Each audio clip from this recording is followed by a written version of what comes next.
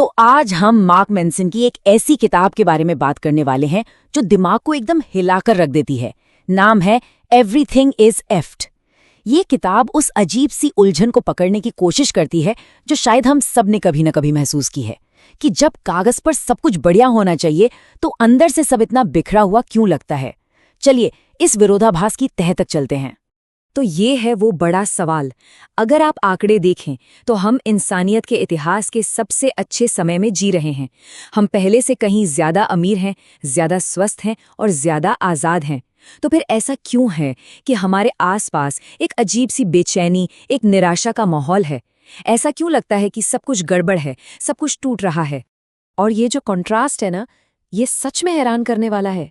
देखिए, एक तरफ तो हमारी असलियत है, पैसा, सेहत, आज़ादी, सब कुछ पहले से बेहतर, और दूसरी तरफ है हमारा एहसास, चिंता, उदासी और एक गहरी नाउमीदी।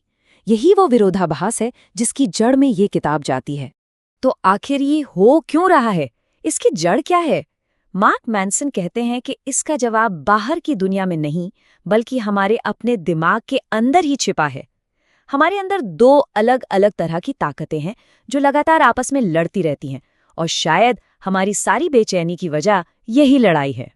देखिए, हमारे दिमाग के दो हिस्से हैं। एक है हमारा सोचने वाला दिमाग, जो लॉजिक लगाता है, चीजों को एनालाइज करता है, सोच समझकर फैसले लेता है। और दूसरा है हमारा महसूस करने वाला दिमाग, जो पूरी तरह से इमोशंस पर चलता है, बहुत तेज है, बहुत आवेगी है। और प्रॉब्लम ये है कि ये दोनों अक्सर एक दूसरे से बिल्कुल उल्टी दिशा में दौड़ रहे होते हैं। और यहाँ पे आता है सबसे बड़ा ट्विस्ट। ज्यादातर समय गाड़ी कौन चला रहा है? हमारा महसूस करने वाला दिमाग। हमारे इमोशंस पलक झपकते ही फैसला ले लेते हैं, और हमारा बेचारा लॉजिकल दिमाग बस पीछे पीछे आकर उन फैसलों को सही साबित करने के लिए कहानियां और बहाने बनाता रहता है। अब ये जो अंदर की लड़ाई है ना, ये हमें एक और बड़ी और थोड़ी अजीब सी समस्या की तरफ ले जाती है। मेंसन इसे कहते हैं आराम का संकट। क्या ऐसा हो सकता है कि हमारी आज की दुनिया का जो आराम और सुविधा है, वही हमारी बहुत सारी मानसिक परेशानियों की असली वजह हो?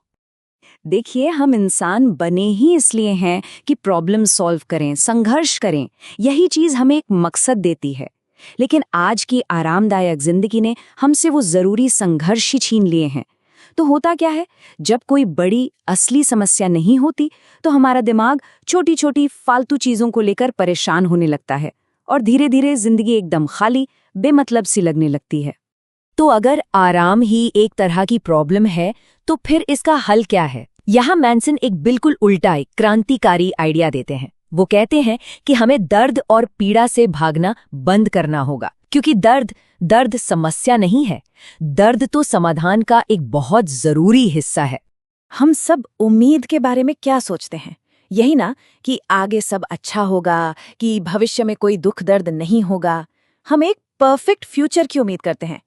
लेकिन मेंसन कहते हैं कि यही उम्मीद, यही हमें सबसे ज्यादा निराश करती है। और यहीं पर ये किताब अपना सबसे पावरफुल आइडिया सामने रखती है। सच्ची उम्मीद ये मानना नहीं है कि जिंदगी हमेशा अच्छी रहेगी। सच्ची उम्मीद तो ये मानना है कि हम जिस दर्द से, जिस संघर्ष से गुजर रहे हैं, उसका कोई मतलब है, वो सार्थक है। तो इसका मतलब क्या हुआ? इसका मतलब ये कि हमें एक बहुत ही प्रैक्टिकल काम करना होगा। हमें अपने संघर्ष खुद चुनने होंगे।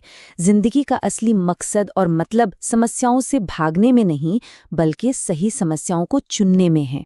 असल में जिंदगी का मतलब आराम में नहीं मिलता, वो मिलता है उस दर्द और तकलीफ में जो हम किसी बड़े मकसद के लिए खुशी खुशी सहने को तैयार होते हैं। जब हम किसी चीज की इतनी परवाह करते हैं कि उसके लिए दर्द भी झेलने को तैयार हो जाएं, बस तभी जिंदगी में एक गहरा मतलब महसूस होता है। इसे कुछ उदाहरणों से समझिए। एक एथलीट है जो जीतने के लिए हर रोज घंटों तक अपने शरीर को दर्द देता है। एक एंटरप्रेन्योर है जो कुछ नया बनाने के लिए सालों का फाइनेंशियल रिस्क और स्ट्रेस झेलता है। या फिर माता पिता है जो अपने बच्चे की परवरिश के लिए अपनी नींद, अपना आराम, सब कुछ कुर्बान कर देते हैं। इन सभी में एक चीज कॉमन है, इनका दर्द एक बड़े मकसद से जुड़ा है, और यही चीज उसे सार्थक बनाती है। तो कुल मिलाकर इस पूरी किताब का जो निचोड़ है, जो सबसे बड़ी सीख है, वो ये है: जिंदगी से समस्याओं को खत्म करने की कोशिश मत कीजिए। ये एक बेकार की दौड़ है। प्रॉब्लम्स तो हमेशा रहेंगी। असली लक्ष्य है बेहतर समस्याओं को चुनना, ऐसी समस्याएं जिन्हें सुलझाने में आप अपनी जिंदगी लगाना चाहें, जो आपके लिए मायने रखती हों। और आखिर में ये सारी बातचीत हमें एक सवाल पर लाके छोड़ देती है, जो हम सबको खुद से पूछना चाहिए। हमारी जिंदगी किस संघर्ष के लायक है? वो कौन सा मकसद है जो इतना जरूरी है कि उसके लिए दर्द और मुश्किलों को भी गले लगाया जा सके?